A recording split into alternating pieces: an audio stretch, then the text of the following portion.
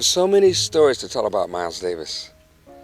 And one of my favorite ones is when we were performing in, I believe, Stuttgart, Germany.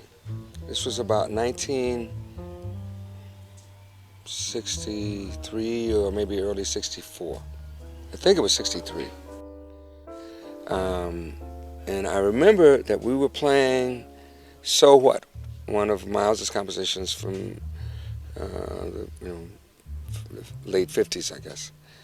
Tony Williams was playing drums, Ron Carter bass, Wayne Shorter saxophone, and it was a really hot night. The music was tight, it was powerful, it was innovative, and fun. We were having a lot of fun, and the music was on. Tony Williams was burning on his drums, and so right in the middle of Miles's solo, when he was playing one of his amazing solos, and I'm trying, I'm in there and I'm playing. Right in the middle of his solo, I played the wrong chord. A chord that it just sounded completely wrong. It sounded like a big mistake. And I did this and I went, like this. I put my hands around my ears. And Miles paused for a second. And then he played some notes that made my chord right. He made it correct. Which astounded me. I couldn't believe what I heard. Miles was able to make something that was wrong into something that was right, with the power of the choice of notes that he made and the feeling that he had. And so I couldn't play for about a minute. I couldn't even touch the piano. What I realize now is that Miles didn't hear it as a mistake. He heard it as something that happened, just an event. And so that was part of the reality of what was happening at that moment, and he dealt with it. Since he didn't hear it as a mistake, he felt it was his responsibility to find something that fit. And he was able to do that. That taught me a very big lesson about not only music, but about life. You know a lot of scales, probably. You've learned them all, Phrygian, Dorian, all that kind of stuff. I'll guarantee you I can name one you never practice. The chromatic scale. It's the easiest and the hardest because it uses every note. Chromatic scale, starting on one note and playing every one. In my opinion, if I can make that scale work, I can make any scale work. If I can make all the notes work, I can play anything. So I recommend practicing the chromatic scale. Very, very simple. But you have to listen to how the note works against the chord. Because if I'm in the key of G, a G will sound one way. But if I'm in the key of G sharp, a G sounds different. So I'm going to ask Anthony to play a groove for me in G. And all I'm going to do is explore the chromatic scale.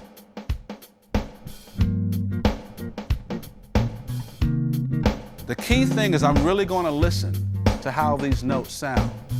Now the G is easy, right? We know what that sounds like.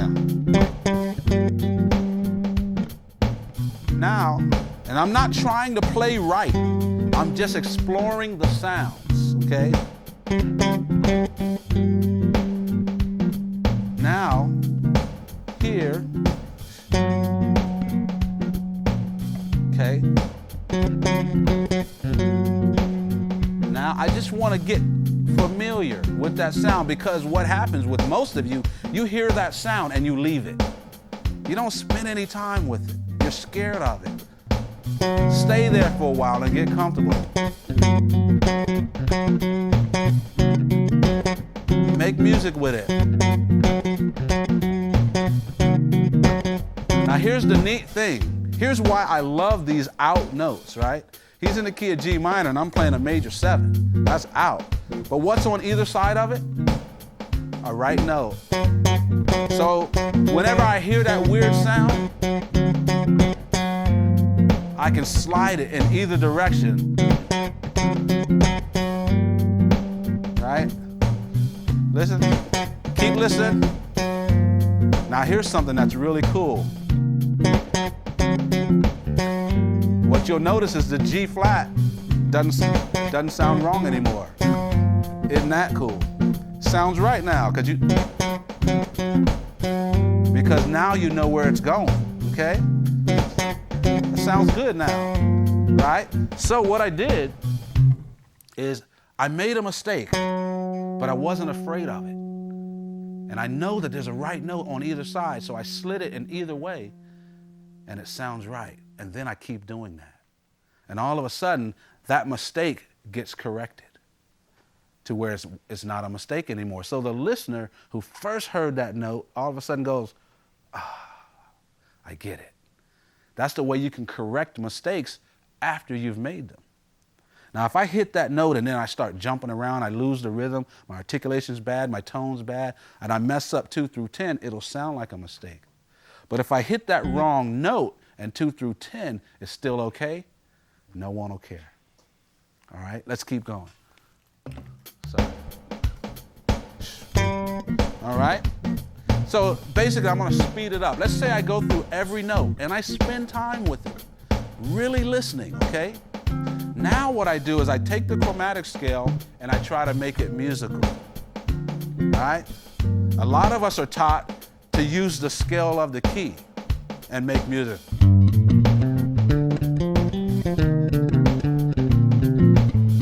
That's the G minor scale. I say do the same thing with the chromatic scale, right?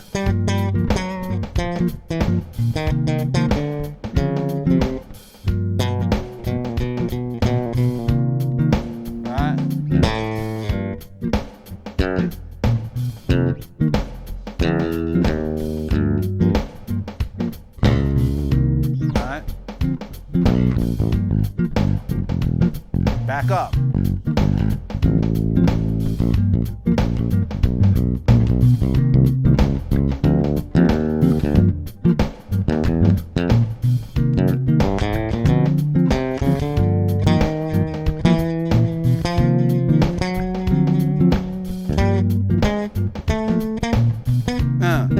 Wrong.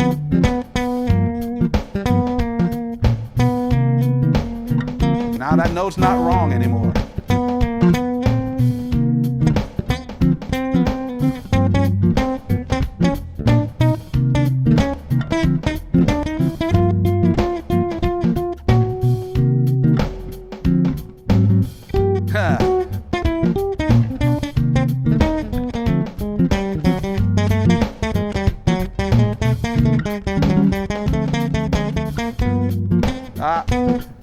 Right? For me, if I find a note that's out, I love it.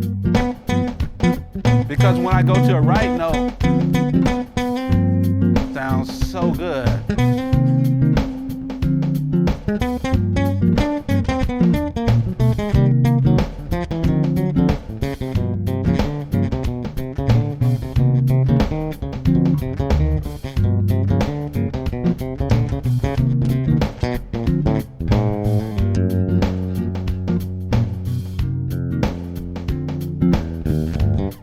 Okay? Kind of cool, right? Not hard. Very cool. Not hard.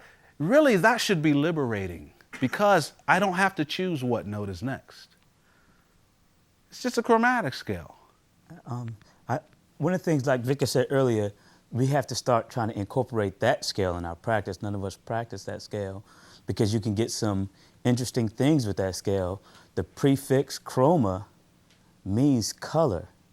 If you want to add color to your playing, you add it by adding the chromatic scale to your playing. That's heavy. The scale's telling you, you know.